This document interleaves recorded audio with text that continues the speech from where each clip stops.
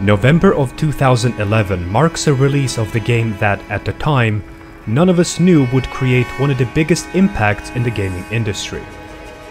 And although modding communities existed in the gaming space a decade ago, Skyrim's release was the game changer that completely revolutionized the relationship between game developers and publishers, with volunteer modders passionate about their beloved series. And as a new creator in the gaming space, I still find it surreal that a decade later, Skyrim as a game is still thriving. As the years have passed and the community slowly chipped away in size, the game aged and people moved on to newly released titles. However, with the aging of this undying game, those that stuck around the community worked on and released modding improvements that would be completely unimaginable 10 years ago. And as we approach the year 2021, we saw an upward spiral in the game's popularity once again, with veterans revisiting the title partially due to nostalgia, but most undeniably because they were a witness of that single mod that drastically changed a portion of gameplay that they adore. This video is a tribute to everyone that took part in this incredible collaborative effort on a scale that I never thought would be possible.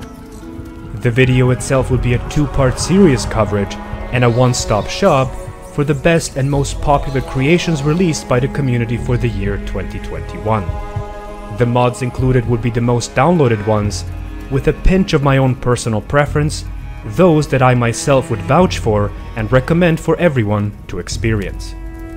With all that being said, let us witness the Skyrim community's time-lapse for the year 2021.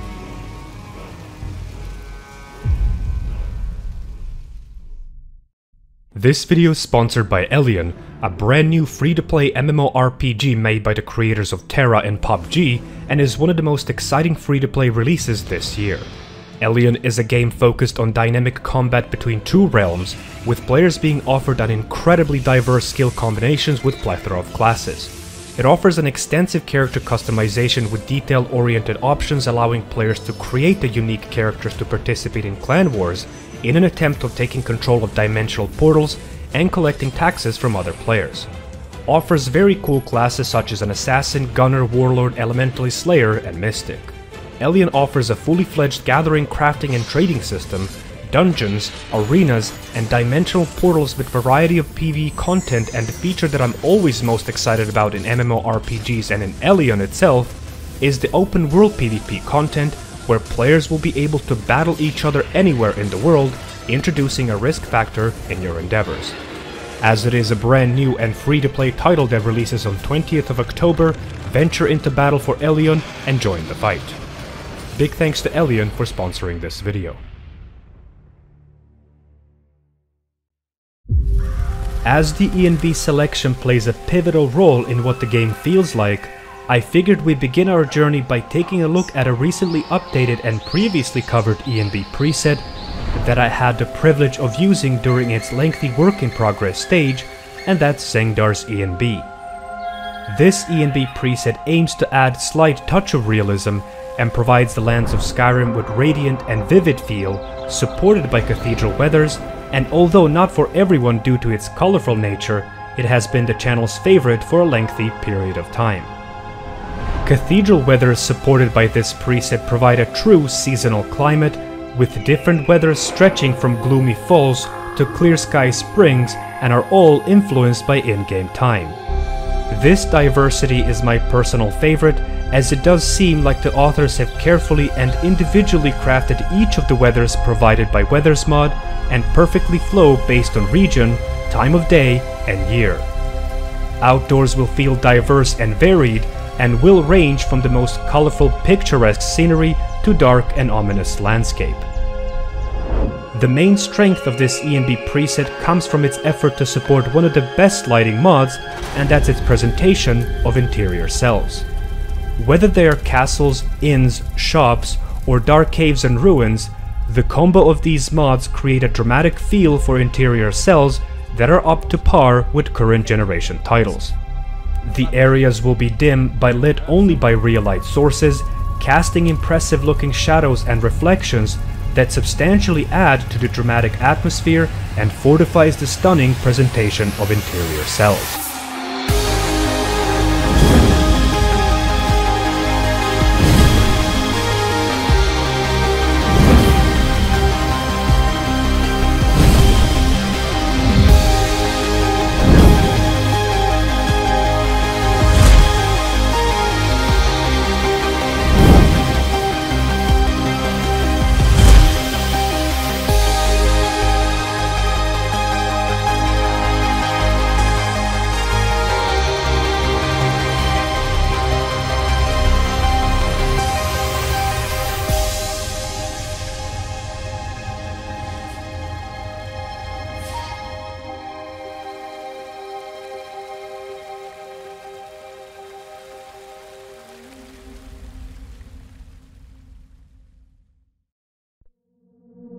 Even though released in the second part of year 2021, goes without saying that one of the most popular mods released is True Directional Movement.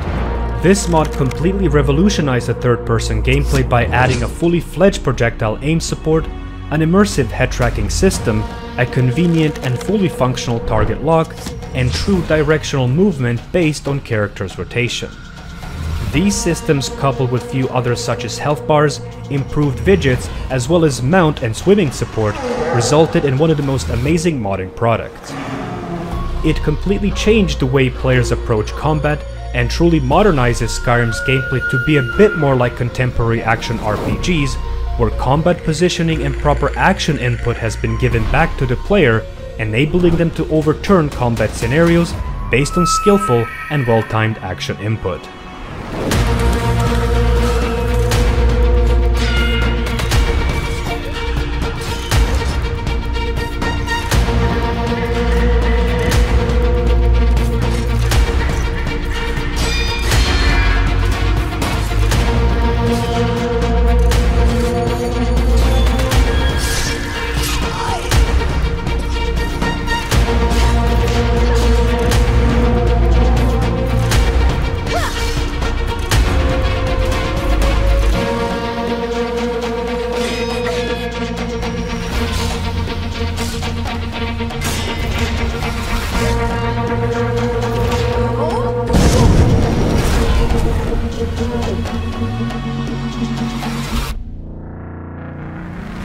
TDM has been previously given a proper spotlight in one of my previous videos, where we dived in a complete modded combat synergy with a goal of creating more of an action-based combat system, so consider checking that video out for more details.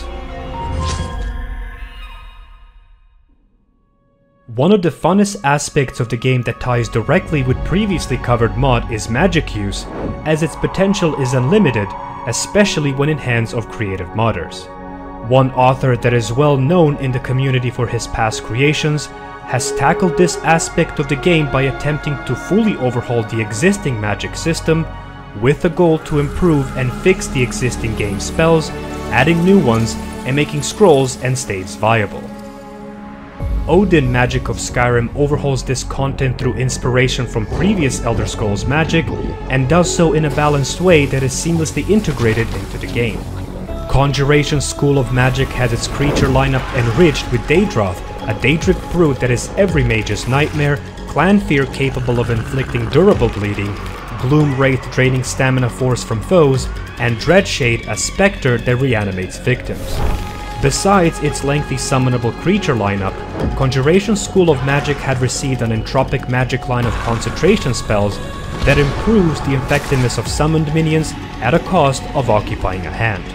Alteration as a utility school of magic received an overhaul by adding selection of self-buffs such as Ease Burden, enemy disable spells such as Force Bolt and Dire Corrosion, as great debuffers to weaken enemies' resistances. It also adds numerous of quality of life spells that make the life as a mage more convenient. Destruction School of Magic received new elemental spells with custom visual design to blend with the original game, and had all spells significantly improved, best showcased in a combat scenario.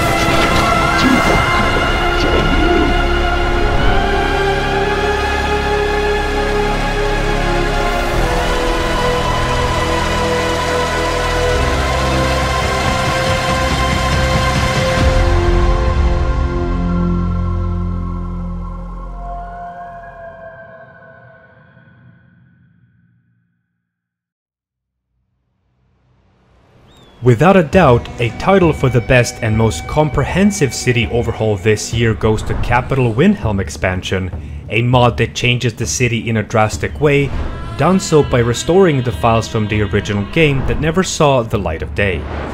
This city is overhauled with a more spacious layout, providing a less cramped feel of the city while staying true to Nordic culture and their religious beliefs with carefully selected assets. Additionally, Windhelm has had its models and meshes restored from the original files, so even if it does have a new layout, its implementation truly feels like it was integrated with the game itself. The mod also includes over 40 new NPCs scattered around the city with clever reuse of existing in-game dialogue, with some of them offering quite interesting quests to take upon.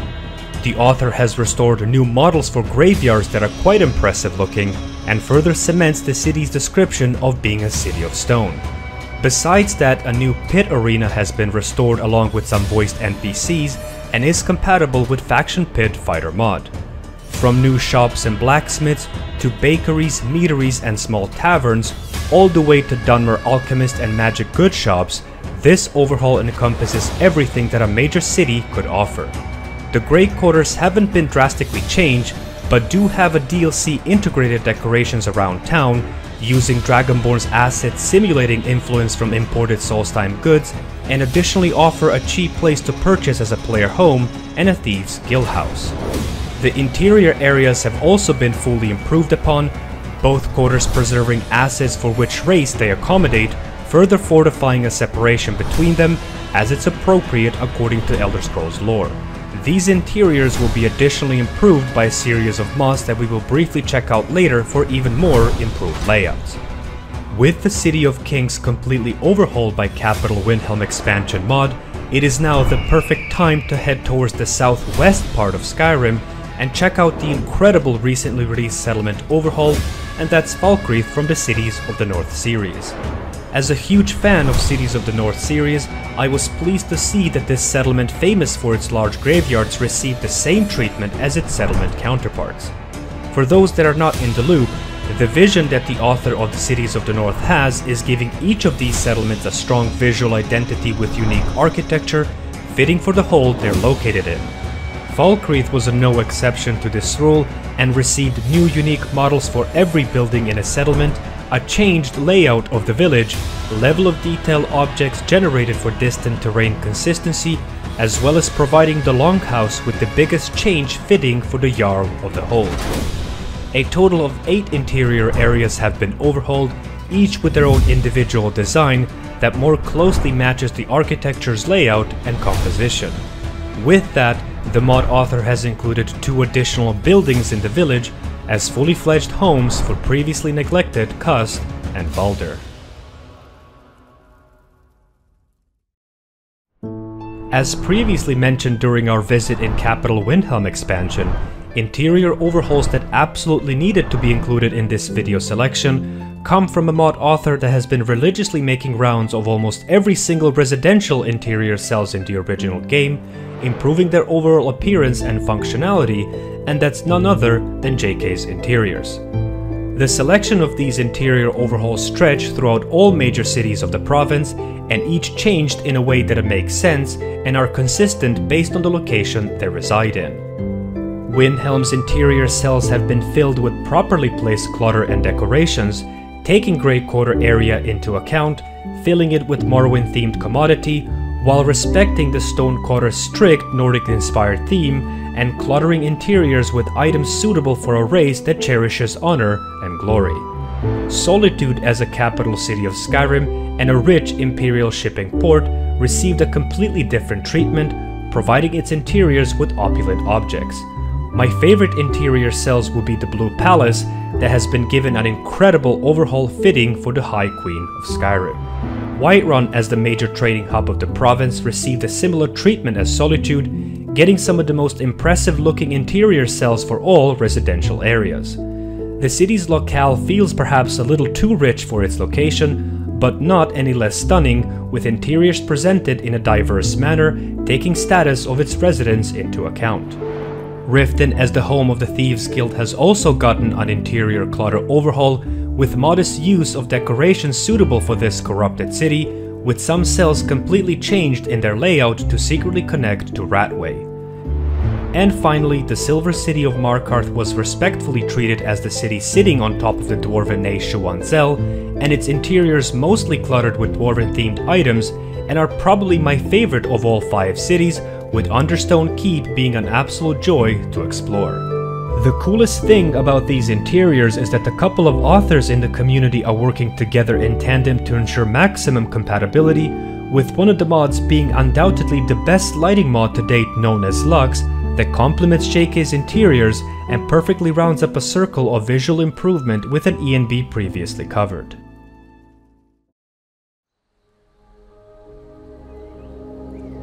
Bodies of water take up a significant portion of the province and are probably one of the most important visual elements in the game. Even in 2021, I simply have to re-include the mod that appeared last year, as it's not only a fully fledged water overhaul, but received an update that came with plethora of improvements and visual enhancements. Water for ENB is still an unmatched competitor when it comes to water overhauls, as displacement support, elimination of most water seams, an incredible looking water parallax mesh and textures, preservation of original game's water flow, unique waves and colors for different bodies of water, as well as the amazing waterfalls and effect add-ons, simply makes it the most superior option to pick up. As far as the visual improvements mentioned a second ago, the mod received an update named Shades of Skyrim, a change that introduced different coloring and unique water waves for different bodies of water.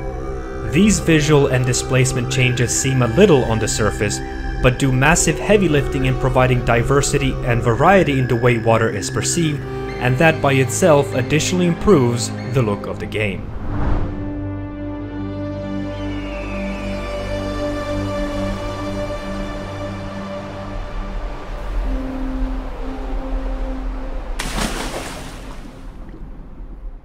Hot springs, ponds, waters, lakes and seas will all displace differently and have unique coloring, as opposed to previous mod choices of them being split into 3 different colors for all bodies of water.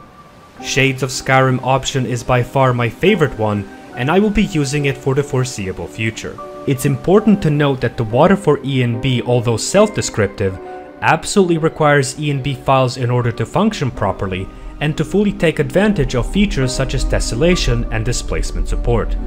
These features offered by ENB allows for further customization, where users can additionally play with values like changing water colors and its reflections.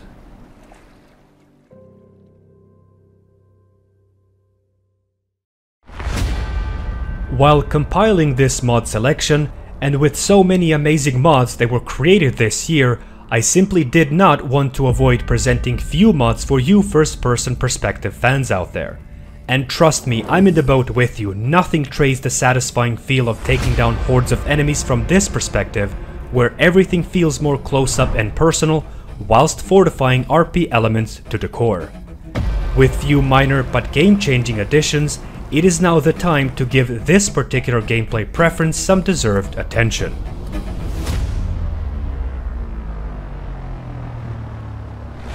Size Matters is a mod that changes first-person animations utilizing Dynamic Animation Replacer, providing all weapons with unique swings, idles and blocking animations.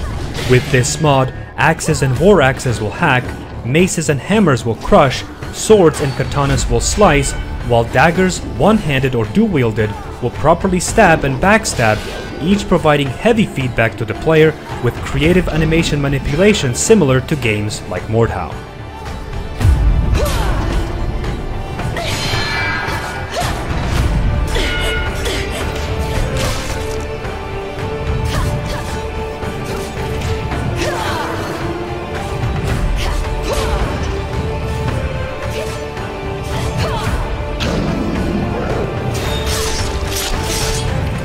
With animations being improved, we will add a mod that will drastically spice up your first-person experience in the most brutal way possible.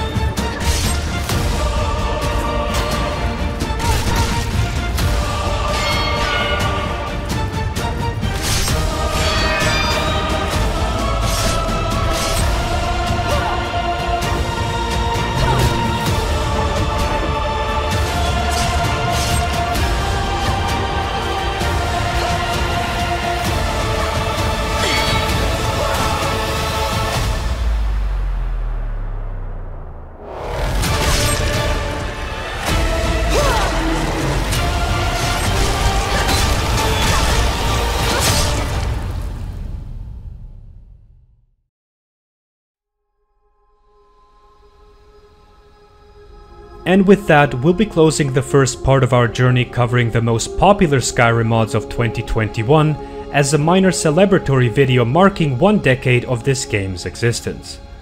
The second installment is planned to be released at the end of December, giving a chance for new creations to appear, as well as to keep the video's length within a reasonable duration. 2021 was undoubtedly one of the most amazing years for Skyrim modding, paving the road for future games to join in our footsteps, as there are no downsides in this collaboration between developers and modding communities. I would like to invite those that stuck around for this part of the video to join and participate in my first official screenshot competition held on my Discord server, where winners will have a privilege of obtaining months of Discord Nitro, a special role, as well as a brief appearance in one of my future videos as a reward. So consider joining up. We have a large community willing to help out and share knowledge related to this hobby of ours. Additionally, I'd like to mention that my Patreons will be getting additional benefits of accessing my secondary and video load orders, but more on that later. I'd like to thank everyone for watching this video. You being here is an absolute privilege and are the sole reason why I am determined to provide the best possible content in my power to create. Thank you so much for stopping by, and take care of yourselves.